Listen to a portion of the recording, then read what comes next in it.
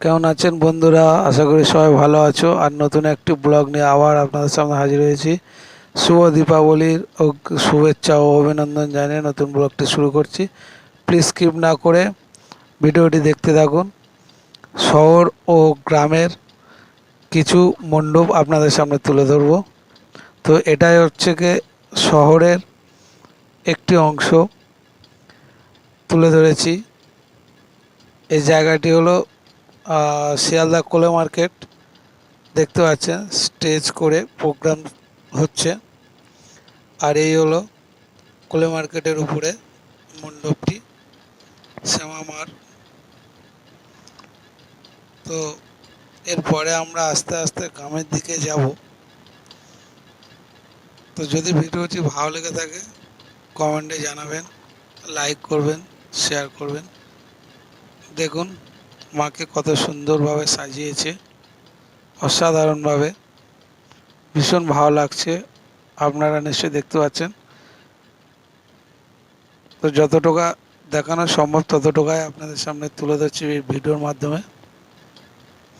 প্যান্ডেলটিকেও খুব সুন্দরভাবে সাজিয়েছে, দেখছেন। আস্তে আস্তে আমরা এই মণ্ডপ দিয়ে বেরিয়ে যাব। সুন্দর কারুকার্য করেছে প্যান্ডেলের মধ্যে দিয়ে, সঙ্গে পাড লাইটেরও কাজ রয়েছে। অসাধারণ হাতের কাজ।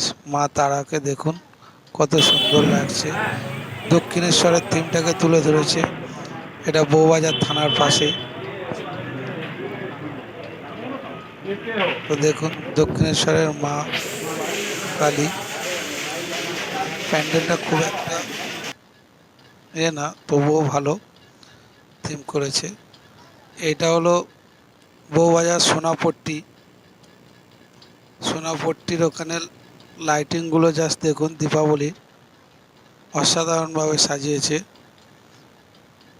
এই মণ্ডপটি দেখুন, সোনাপট্টির একটু আগে যে মেট্রো স্টেশনটি হচ্ছে তার আগে এটা। ঝাড়গুলো লাগিয়েছে খুব সুন্দরভাবে।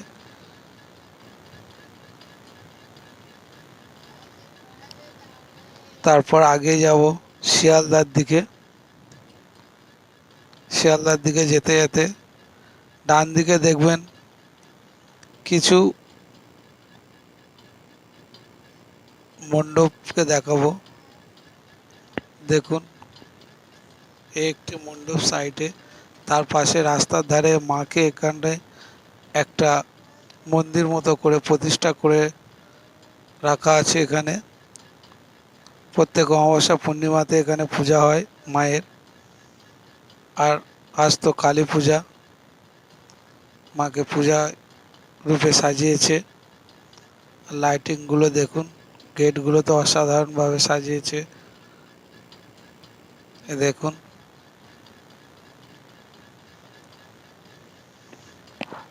তো আপনাদের কলকাতা লাইটিং ও পূজা মণ্ডপগুলো দেখানোর পরে আস্তে আস্তে আমি গ্রামের মণ্ডপগুলোকেও দেখাবো। দেখুন লাইটিংটা কত সুন্দরভাবে গেটটা বানিয়েছে।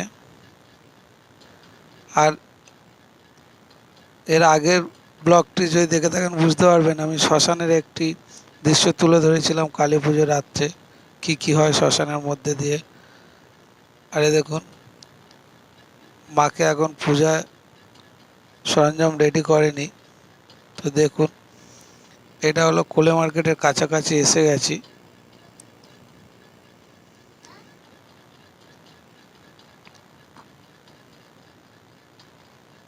আর সাইডে বাজি দোকানগুলো রয়েছে, মোমবাতি, প্রদীপ সব বিক্রি হচ্ছে। দেখুন মাকে এটা হালকা লাইটিংয়ের উপরে সাজিয়েছে, বেশ ভালো লাগছে। আর এটা হলো কোলে মার্কেটের সামনে মণ্ডপের গেট বা লাইটিংয়ের গেট এটা করেছে। ওর পরে কিছুটা গেলে তবে মণ্ডপটি ডান দিকে পড়বে। সোনালি কালার লাইট দিয়ে এই গেটটি করেছে, কত সুন্দর লাগছে। লোকজনের ভিড় তো রয়েছে, তার সঙ্গেও আমরাও একটু ব্লগ বানানোর জন্যে ব্যস্ত হয়ে পড়েছি। দেখুন, এটা হলো কোলে মার্কেটের একদম উপরেই এই মণ্ডপটি, অর্থাৎ শিয়ালদা যে বীচ তার পাশেই।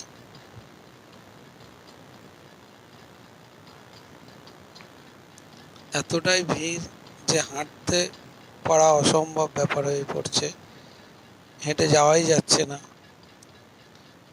তো যতটুকু পেরেছি আপনাদের সামনে তুলে ধরেছি। এরপরে আপনাদের সামনে তুলে ধরব সেই গ্রামের মণ্ডপগুলো। এটা হলো মুলটি হাই স্কুলের থিম। এখানে নৈহাটির বড় মাকে আনা হয়েছে, অর্থাৎ নৈহাটির বড় মাকে দেখানো হয়েছে এই পূজাতে। দেখুন, আপনাদেরকে দেখাচ্ছি ভিতরে গিয়ে। মণ্ডপটিও ভালো করেছে। এটা যেহেতু গ্রামের দিকে, ধামুয়া থেকে 5 কিলোমিটার দূরে মুলটি হাই স্কুল। মুলটি হাই স্কুলের মাঠ, মুলটি হাই স্কুল মাঠে এই থিমটি করেছে নৈহাটির বড় মা। দেখুন নৈহাটির বড় মা মতো লাগছে কিনা। বামুন ঠাকুর তো পুজোর প্রস্তুতি নিয়ে ব্যস্ত।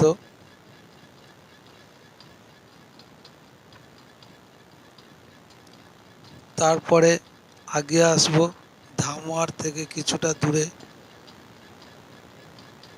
এই প্যান্ডেলটি। দেখুন, এগুলো সব গ্রামের মণ্ডপ। তো কলকাতার গ্রাম এখন তফাৎ করে মোটেই যাওয়া যাবে না, একদম অসাধারণ মণ্ডপ বানিয়েছে। দেখুন, এরপরে দেখুন সেই বাচ্চাবেলার কথা মনে পড়বে। ক খ গ ঘ উঙা অকারে তো অজগর সাপ আসছে তেরে, এইসব থিমগুলোর মধ্যে দিয়ে তুলে ধরেছে। দেখতে পাচ্ছেন, এগুলো হচ্ছে আমাদের গ্রামের পূজা মণ্ডপ। মাকে দেখুন ভিতরে, সঙ্গে রামপ্রসাদ। তো দেখুন এই মণ্ডপগুলো। আর যদি এই ভিডিওটি ভালো লেগে থাকে, প্লিজ চ্যানেলটিকে সাবস্ক্রাইব করে দেবেন আর বন্ধুদেরকে শেয়ার করবেন, লাইক করবেন। Thank you.